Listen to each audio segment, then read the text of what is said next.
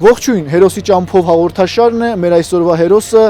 Էդմոնդ Հովակիմյանն է, ով ապրում է Կոտայքի մարզի Զար գյուղում։ Նա ծառայել է Հադրութում եւ պատերազմի օրերին եղել Ջաբրայիլում։ Այժմ մենք կունենանք նրա հետ շատ բովանդակալից հարցազրույց։ Մինչ այդ ծանոթանում ենք նրա հետ։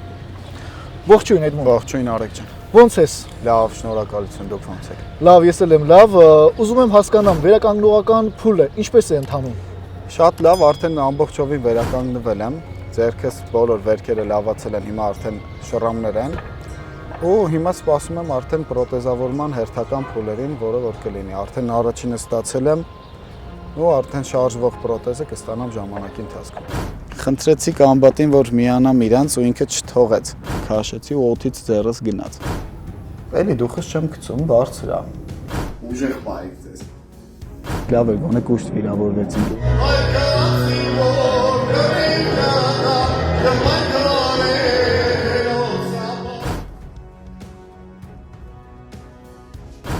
Էդմոն, եղել ես պատերազմի ամենաթեժ կետերում, վերադարձել ես։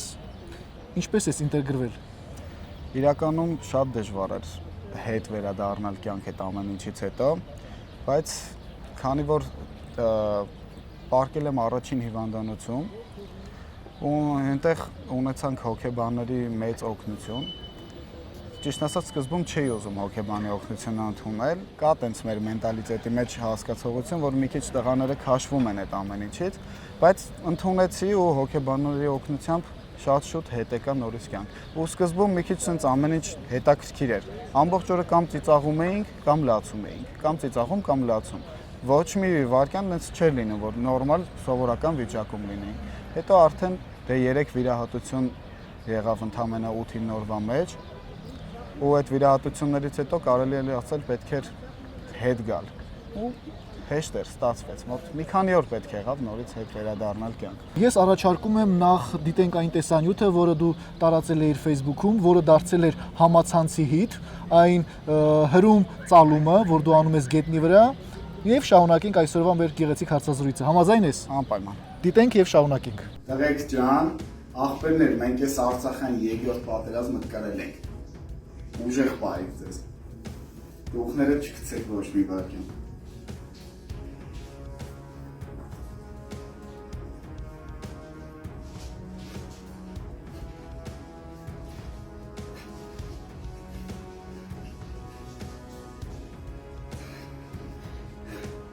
Սաղը այսինչ ուժեղ աղբերներ։ Էդմոն, ես գիտեմ, որ ձերքիդ հետ կապված հետագա հարցերը պետք է կարգավորվի հայրենիքի պաշտպանի վերականգնողական կենտրոնում։ Կպատմես ինչ փուլում է այդ գործընթացը։ Ուրեմն գործընթացը արդեն ձերքս տեսել են Skype-ով, տենց նայել են Գերմանիայում ու հիմա սպասում ենք այն փուլին, որ պետքա բժիշկներ հատուկ գան Հայաստան, որ չափեր այդ բոլոր ամեն ինչ պետքա որ վերցնեն, մկանները, որ մկանն է աշխատում ու ինչ տարբերակով կարա աշխատի ու ինչ ձերք ուղարկեն, որը որ հնարավորինս լավ կաշխատի, մատերը որ ստացվի, էլի, դաշնակահար եմ եղել ու ինձ խոստացան, որ անպայման կնվագեմ նորից դաշնամուր։ Հիմա սպասում եմ ուղղակի ժամանակի հարցը, որովհետև շատ են վիրավորները ու պետքա որ այդ բոլորին ընդգրկեն այդ ամեն ինչի մեջ, նոր գան մեր բժիշկները արդեն Գերմանիայից Հայաստան։ Ամենակարևորը երևում է, որ շատ կենսախինդ ես, լավատեսությամբ ես լցված, ճիշտ եմ նկատել։ Հա, բա ոնց։ Քայլենք եւ շարունակենք այսօրվա մեր հարցազրույցը։ Ինչպես մեկնեցիր ռազմաճակատ, ես գիտեմ, որ դու որպես կամավոր ես գնացել։ Որոշումը կայացրել եմ հենց նույն վարքյանին, երբ որ իմացա, որ կռիվը սկսել է։ Արթնացա, դուրս եկա, որ ծխեմ, դուրս եկա աղբորս տեսա sense մի տեսական սիգոգ ինչ ա եղել, բա խաբար չես, ասեցի, չէ, ոչ մի բան չգիտեմ, ինչ ա եղել, բա կռիվ ա սկսել, լայնամասշտաբ շատ լուրջ պատերազմ ա սկսել։ Ասեցի, դες խառովախտ այնպես պիտի գնայինք կռիվ, դե գործեր կար բրծնեինք նոր։ Ասես ծիծաղացինք ու գնացի մի անգամից վայնկոմատ։ Վայնկոմատ, երբ որ գնացինք սեպտեմբերի 27-ի 5-ի 6-ի կողմերն էր արդեն չերել մտնել դեռ։ Մտաներս ուզեցի կամավորագրվեմ, չթողեցին, ասեցին, որ նոր եմ զորացրվել ծառայությունից, ու ովքեր որ զորացրվել են ու դեռ 1 տարին չի լրացել, իրենց չեն տանում։ Ու ես շատ էի ուզում գնայի, որովհետև չէի կարա չգնալ իրականում։ Բոլոր ընկերներս, իմ աղբերը, հարազատ հոպարից տղան։ Ծառայում էր Ասկերանում ու կռվում էր այն կողմերը։ Իմ բոլոր ընկերները ծառայում էին Հադրութում։ Սաղ ընկերներս Հադրութում էին ծառայում ու ամեն վարքյան ուղեղս միտքս իրանց կողմն էր։ Ու բացի այդ ես դաստիարակվել եմ շատ հայրենասեր ընտանիքում, այդ դաստիարակությունը նախ ստացել եմ իմ հորեղբոր տղաներից, իրենք դեռ 16-17 տարեկան են եղել եւ եղել է Արցախյան առաջին պատերազմը, Արմենը եւ Արթուրը։ Ու երկուսն էլ այդ տարիքում մասնակցել են Արցախյան առաջին պատերազմին։ Արմենը ցավոք սրտի հիմա մեր հետ չի ու ամեն առավոտ երբ որ ես զարթնել եմ, իմ սենյակում տեսել եմ իր նկարը։ Ու լավ գիտեմ իր պատմությունը։ Դրա համար ես իմ պարտքն էի համարում, որ այնտեղ պետքա լինեմ, ոնց իմ եղբայրներն են կռվել նույն ձևով ես։ Հետո 16 թվականին, երբ որ ապրիլյան քառորյա պատերազմը եղավ, այդ ժամանակ ես իրենց տարիքին էի, մոտ 16-17 տարեկան դեռ չկայի։ Դեռ մանկուց եղել եմ երկրապահ կամավորականների շարքերում, պատանի երկրապահ եմ եղել ու մեր պատանի երկրապահ ակումբի հրամանատարը եղել է իմ քեռին ու վաշտը կոչվում էր Զառի վաշտ, հենց մեր գյուղի անունով ու սովորել եմ ամեն ինչ, մինչև բանակ գնալը ես իմացել եմ բացի զենքեր կիրառելուց նորմալ, զենքեր ասելով նկատի չունեմ ավտոմատ կիրառել եմ նույնիսկ այդ ժամանակ։ Ծանր մի քիչ ավելի զենքեր կիրառելուց բացի ամեն ինչ իմացել եմ զինվորական ծառայության վերաբերյալ։ Ու դաստիարակվել եմ նենց, որ երբ էլ լինի պետք է այնտեղ լինեմ։ Ու երբ որ սկսեց ապրիլյան պատերազմը, կամավոր հիմունքներով երկրապահների հետ, թեկուզ եւ չէր կարելի, որովհետեւ փոքր էի, բայց կարողացա տենց գնամ ու նաեւ տեսա ապրիլյանը։ Իսկ այս պատերազմի ընթացքում, երբ որ ուզում էի գնայի ու չստացվեց, սպասում էի ինչ-որ մի պահի, որ հնարավոր է որ ստացվի ու կարողանամ գնամ։ Անցավ մի քանի օր կռվից ու եղավ ինչ-որ նոր հրաման, որով որ թույլատրվում է, որ մենք կարող ենք գնալ։ Այդ հոկտեմբերի 5-ն էր։ Հոկտեմբերի 5-ին մենք գնացինք զբորնի պունկտ։ ու զբորնի պունկտից ամսի 6-ին շարժվեցինք, ամսի 7-ին արդեն հասել էինք, 6-ի երեկոյան հասել էինք Կուբակլու, հետո այնտեղից արդեն Ջաբրայելի Ալ-Փաշա լեռներում ենք եղել։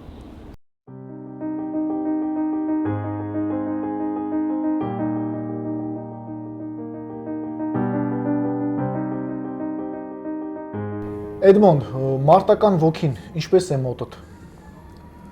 Պատերազմից հետո շատ բան փոխվեց այդ պատկերացումների մեջ, այդ հասկացողության մեջ, բայց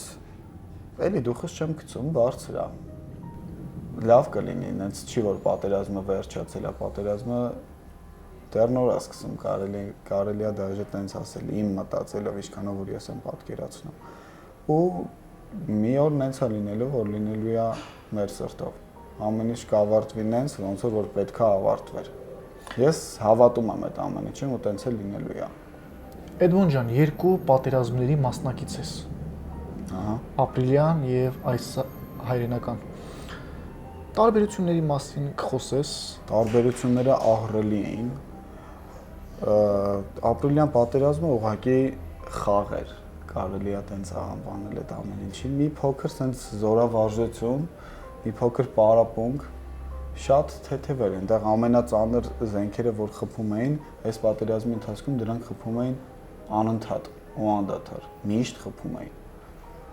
Ապրիլյան պատերազմը ու էս չի կարելի ընդհանրապես համեմատել, էլի իրար համեմատելու չի։ Ու հետո գիտեք ինչ փոխվեց իմ մոտ այդ ամեն ինչից հետո։ Ապրիլյանի ժամանակ ես չտեսա մահը։ Իսկ այս ժամանակ, երբ որ դու տեսնում ես թե քո մահը, երբ որ դու ցենց կանգնում ես ու դեմ դիմաց նայում ես մահին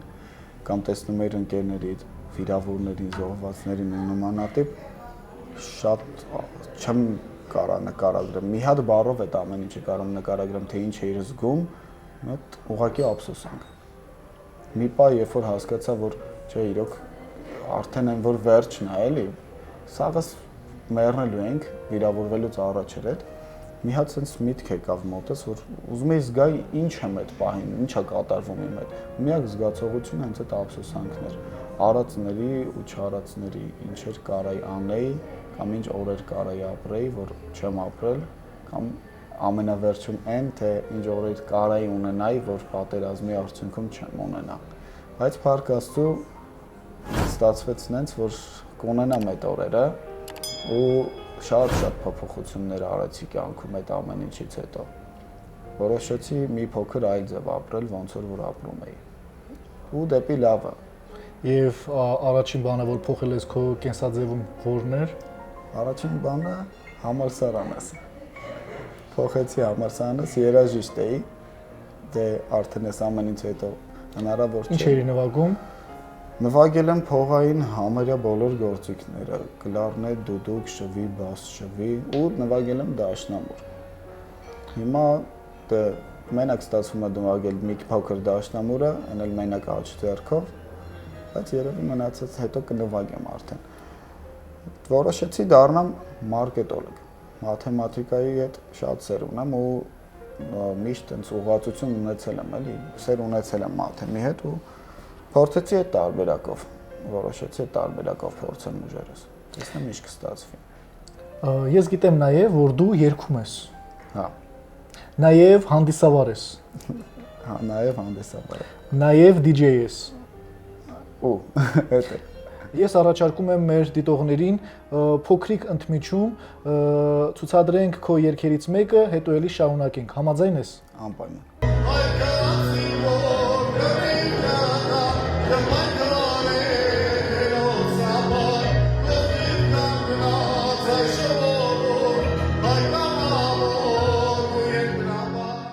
Էդմոնդ, ռազմի դաշտում աղոթում էիր։ Երևի 10, 15, 20 անգամ չեմ կարող ասեմ։ Աղոթքը ոչ թե տերունական մեր աղոթքն էինք աղոթում, այլ շատ ավելի կարճ։ Ուղղակի խոսում ենք Աստծո հետ, կարելի է տենց ասել։ Ձեր բառերով։ Հա, էլի, որովհետև այդ պահին միակ ուժը, որ մեզ կարող օգներ, այդ Աստված էր։ Մենք ու մեր Աստվածը։ Ուրիշ բան չկար էլ։ Մենակ մենք էինք մեր հույսը։ Եղել ես կրակների տակ եւ վերադարձել ես այդ ամենից հետո եւ վերադարձել ես քո բնականon կյանք։ Երբ փորձում ես հիշել, վերապրել, կորցրել ես ընկերներ, կորցրել ես շատ հարազատ մարդիկ, առաջինը ինչն է գալիս աչքերիդ առաջ ժապավենի տեսքով եւ ուզում ես ջնջել այդ ամենը։ Ես ոչ մի բան չեմ ուզում ջնջել, ես ուզում եմ ամեն ինչ հատ առ հատ, կետ առ կետ հիշել, ես ոչինչ չեմ ուզում ջնջել։ Եթե ասեմ այդ ամենը հիշելը դժվար չի, կստեմ, բայց պետք է այդ ամենը հիշել, որովհետև այդ իմ կյանքն է։ Այդ ամենից հետո իմ կյանքը ամբողջովին փոխվել է։ Ես չեմ կարող այդ ամեն ինչը մոռանամ ու չեմ ուզում։ Այդ իմ ապրած օրերն են, այն ամենադժվար ապրած օրերը, որ ապրել եմ իմ կյանքում։ Ընդամենը շատ քիչ մասնակցեցի պատերազմին, մասնակցությունս ընդհանուր պատերազմին եղավ ընդամենը 5 օր, չասեցի շատ կռվեմ ու շուտ վիրավորվեցի։ Որի ընթացքում կորցրեցիր ձախ ձեռքիդ որոշ հատված։ Հա, որի ընթացքում եղավ այդ դեպքը։ Միակ ափսոսանքս, երբ որ վիրավորվեցի, այդ պահին էր, որ էլ չեմ կարողանալու կռվեմ։ Ես ուզում էի շարունակեի կռիվը։ Ես ունեի ընկերներ, ունեի աղբերներ, որոնք որ կռվում էին ու ես պետք է իրանց կողքը լինեի։ Ես չէի կարող իրանց կողքը չլինեի։ Մի օր միտեղ զրույցի ժամանակ ինձ հարց են տալիս, ասում են ինչի գնացիր կամ որ գնացիր ինչ արեցիր։ Տեսար վերջում սենց եղավ կռվեցինք,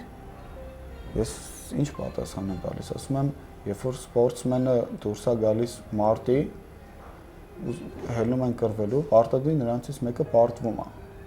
Ու պարտվելուց հետո ինքը սպորտը չի թողում երբեք, որովհետև եթե ինքը սպորտը թողի, ուրեմն ինքը սպորտսմեն չի։ Ու եթե հիմա մենք պարտվելուց հետո թողենք կռիվը, ուրեմն մենք կռվող չենք։ Եթե մենք պարտվելուց հետո թողենք մեր բանակը, չկանգնենք մեր զինվորի կողքին, ուրեմն մենք կռվող չենք։ Մենք ուղղակի մարդիկ ենք,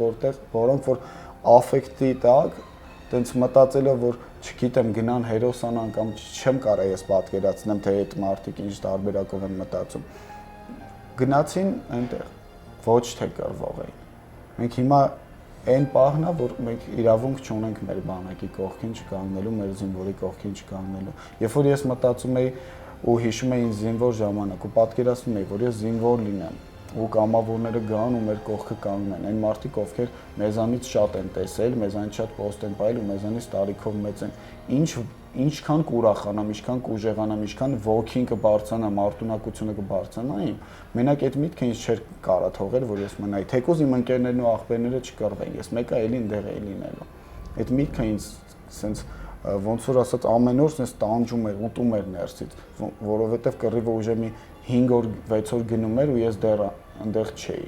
Ու այդ 5-6 օրը իմ համար շատ ավելի դժվար է եղել, քան մնացած կռվի օրերը կամ կռվից հետո վիրավորում ստացած ժամանակ։ Ես երբ որ արդեն ստացա վիրավորում, այստեղ էի,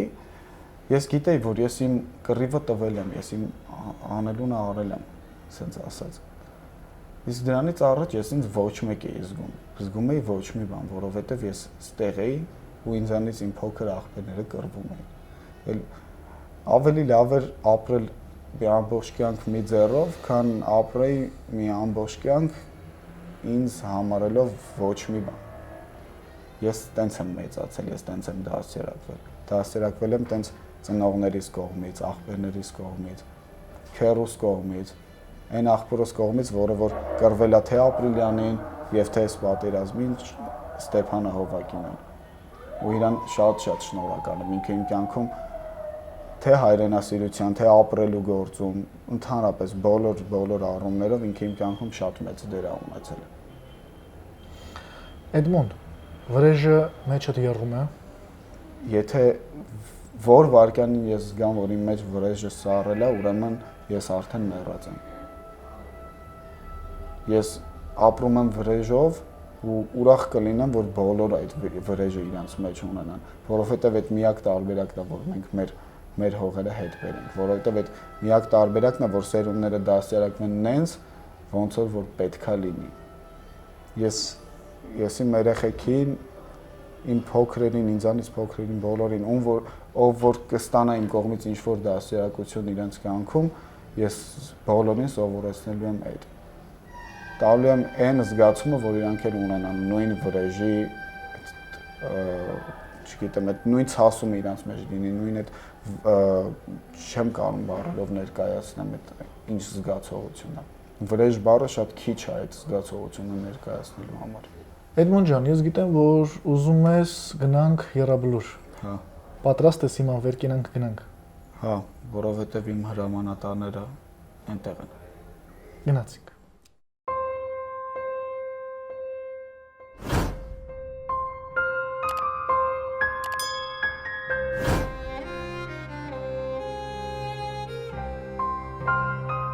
Շատ էի ուզում գալի Եռաբլուր ու ուզում էի հենց գալ իմ հրամանատարի, պատերազմի ժամանակ իմ հրամանատարի, բատալյոնի հրամանատարի մեր կամբատի Աշոտի Երեզմանին, որովհետև իմ կյանքով իրան եմ պարտական։ Հիմա որ ողջ եմ մնացել այս ամենից հետո, այդ մենակ իրան եմ պարտական այդ ամեն ինչի համար ու այն տղուն, ով փրկեց մեզ, իր մասին կխոսեմ ավելի ուշ։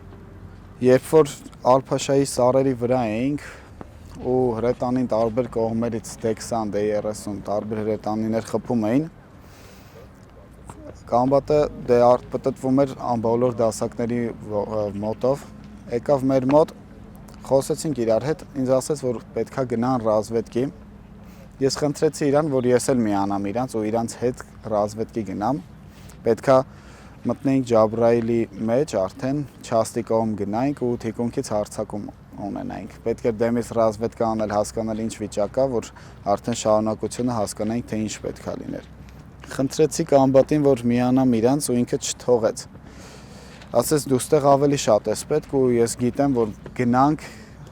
երևի հետ չգանք, կամ հաստատ հետ չեն գա Էդմոնդ ջան։ Ես չեմ ուզում, որ դու մեր հետ լինես, դու ստեղ ավելի շատ ես պետք։ Ու չտարավ իր հետ։ Դրանից հետո կամբատին էլ չեմ հանդիպել, այդ վերջի խոսակցությունը եղավ իմ ու իրա, որ այդ ամեն ինչով ավարտվեց մեր խոսակցությունը։ Չգիտեմ, ուզում եմ շնորհակալություն հայտնեմ իրան, շատ մեծ ցավով եմ հիմա ես նայում ես ամենին, երբ որ տեսնում եմ ինքը ու իրա նման հրամանատարներ, որ ամենաշատն էին մեզ պետք։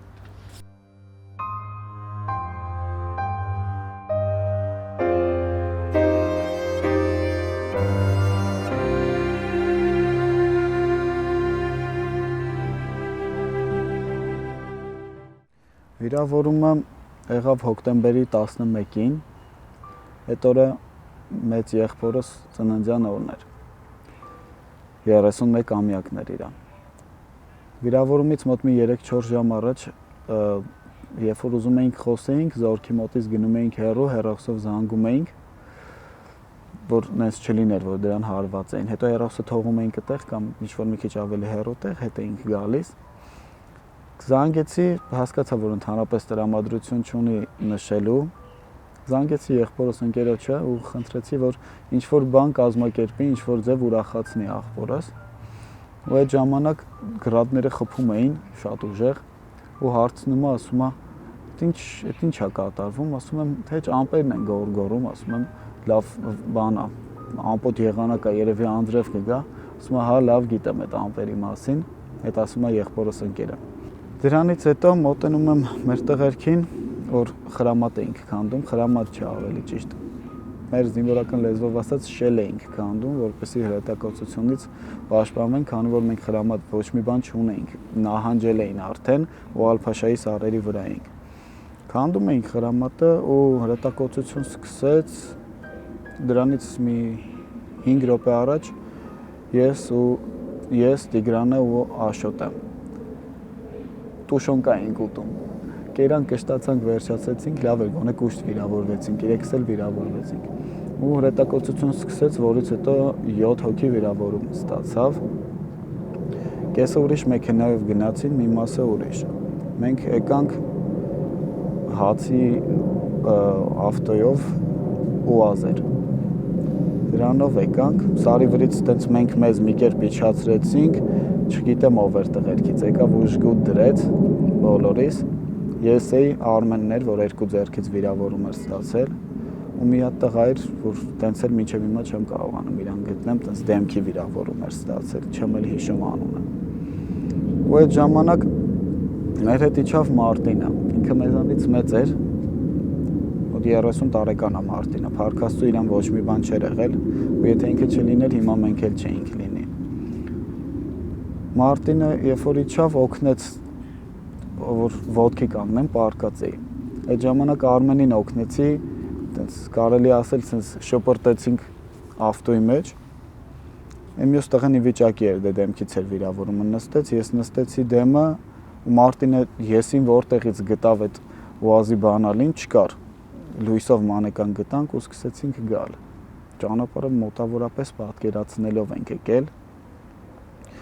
Լույս չէինք վառում մեքենայի, որ հանկարծ մեզ չլիներ, որ կամիկաձեն խփեր, ու տենց ֆար տալով գալիս էինք, մոտավորապես 10-15 կիլոմետր եկել ենք, ու այդ ընթացքում Մարտինը ահա որ խառնվել էր իրար, հետո երբ որ ես իրան ոնց որ ձախ էր ուզում գնալ, ասեցի չէ, աջ գնաց դից, աջն է ճիշտ է, ահա որ գոռալով ու ամբողջ ճամփին գոռում էի, որ Մարտին կամաց շուռ չգանք, հենց շուռ եկանք կմեռնենք։ Ու երբ որ գալիս էինք, այդ ժամանակ մենակ 2 անգամ նենց եղավ, որ սենց կողքի համարյա շուռ գալու դիրքով եղավ մեքենան։ Եկանք երևի 10-15 կիլոմետր չեմ կարա ասեմ ինչքան։ Հանդիպեցինք մի հատ գրադ կայանի, մեր կայաններից, գոռում էինք մեջից, ասում էինք, որ վիրավոր ենք, եկեք մի բան արեք, որ մի ձև փրկվենք։ Մի հատ փող գնդապետ կամ գնդապետ էր, չգիտեմ։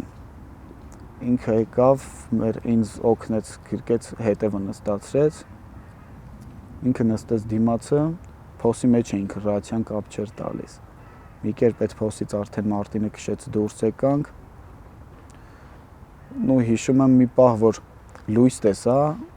ու զգացի, որ ինչ-որ բան անգնում վրներս։ Աչքերս փակեցի, ինձ թվաց վсё արդեն բրծավ ամեն ինչ ու բախներս այդ անգամ էլ բերեց բախներս, այդ մեկն էլ չկպավ մեզ։ Ու հետո սկորու մեքենան եկավ, չեմ հիշում ինչ տարբերակով ոնց տեղափոխվեցինք սկորու մեջ, բայց ու միանգամից այն պատկերն եմ հիշում, որ արդեն մեջն էինք Ես պարկած էի, Արմենի վիճակի չէր պարկելու, Արմենը մեկել են մյուս տղեն տենց նստած էին, Մարտինն էլ նստեց էլի սկորին։ Ու գալիս էինք, ես չեմ հիշել, Արմենը ինձ պատմեց, հիշացրեց այդ դրվագը։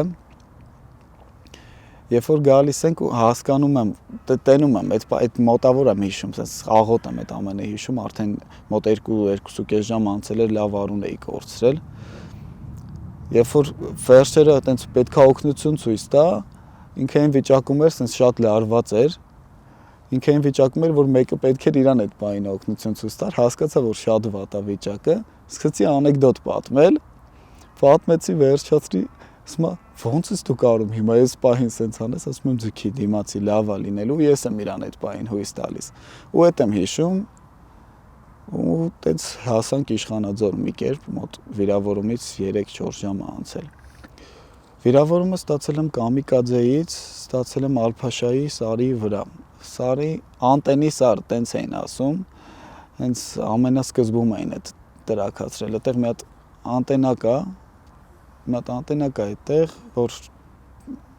ոնց որ բոլոր ամբողջ կապը ինքն է էլի պահում, ու հենց սկզբից այդ տրակացրել են, հենց այդ սարը մենք ենք պահել, ես իմ դասակով։ Երբ որ Կամիկաձեն ընկավ մեր վրա,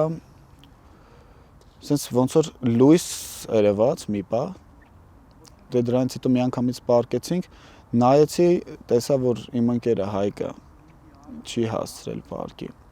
Չեմ հիշում հասցրեցի Հայկին քաշեմ, թե չհասցրեցի, բայց փորձեցի քաշեցի ու օդից ձեռս գնաց։ Օդից տարավ ձեռքս։ Ու դրանից հետո մենակ գոռոցներ էր, որովհետև Հայկի ոտքերն էր, Արմենի ձեռքը, մեկի ձեռքն ու ոտքն էր, իմն էր։ Ու բոլորը գոռում էին մեկը ձեռքս, ոտքս, sense մի հատ ահավոր վիճակ էր։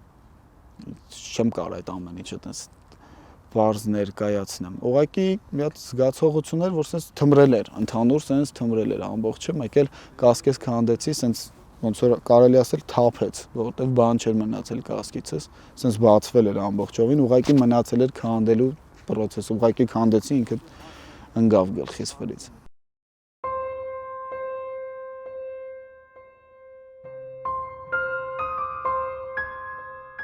Ինչի ես ուզեցա ամենավերջում լինենք հրամանատարի մոտ, Մոնթեի մոտ,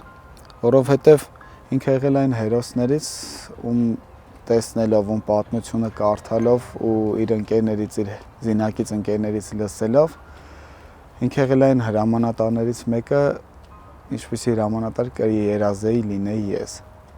Կերազեի լինեի իմ զինվորների համար նման հրամանատար։ Ես ունեցել եմ մի փոքր ջոկ 7 հոգուց կազմված ու կուզեի մի քանի տոկոսը իր հրամանատարության առած լինեի ես պատերազմի ժամանակ։ Ու ուզում եմ հրամանատարից ներողություն խնդրեմ նրա համար, որ մենք չկարողացանք պահել, չկարողացանք այն պահել, ինչը որ իրանք ազատագրել էին։ Իրենք իրենց արյունով ազատագրեցին ու մենք ընդամենը մի փոքր ժամանակահատվածում այդ ամենը ուղղակի տվեցինք, չկարողացանք պահել, կներես հրամանատար։